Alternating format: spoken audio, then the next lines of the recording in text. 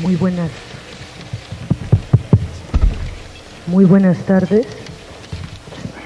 Muchas gracias por venir.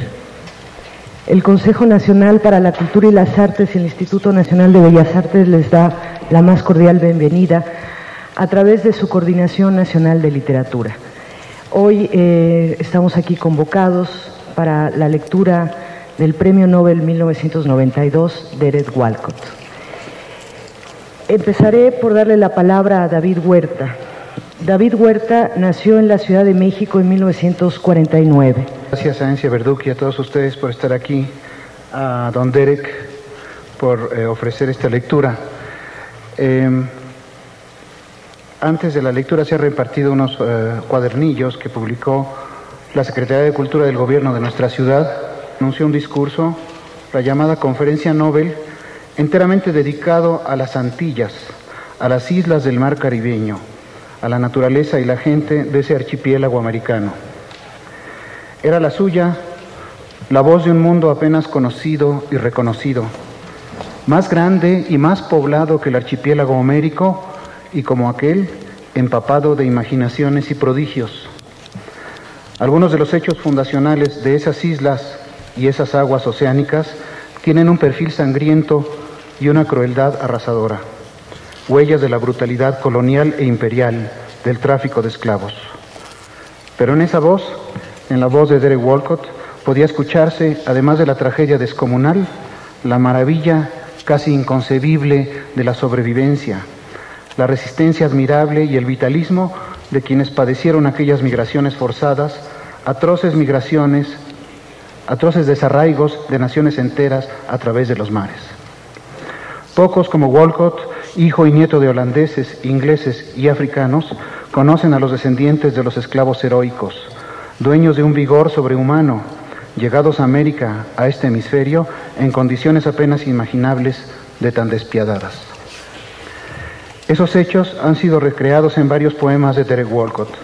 Uno de esos poemas se titula The Sea is History, El mar es historia, y fue el primero que muchos en México leímos de él en las páginas de la revista Vuelta, dirigida por su amigo Octavio Paz, en el número de febrero de 1987, en traducción de Rafael Vargas.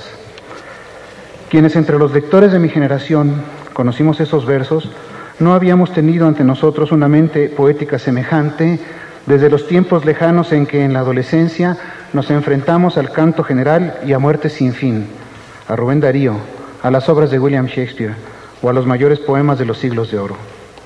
En el poema de Walcott, la poesía brillaba de nuevo con una belleza sorprendente.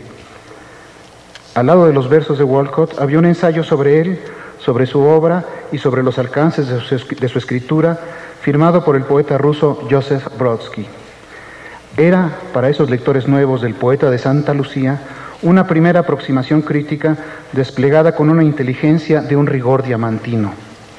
Decía Brodsky, entre muchas otras cosas apasionantes e intrigantes para esos lectores de hace más de 20 años, lo siguiente: la cobardía mental, tanto como espiritual, evidente en el intento de reducir a este hombre a un escritor regional, ¿acaso puede explicarse mejor por la renuncia de la crítica profesional a reconocer que el gran poeta de la lengua inglesa es un negro?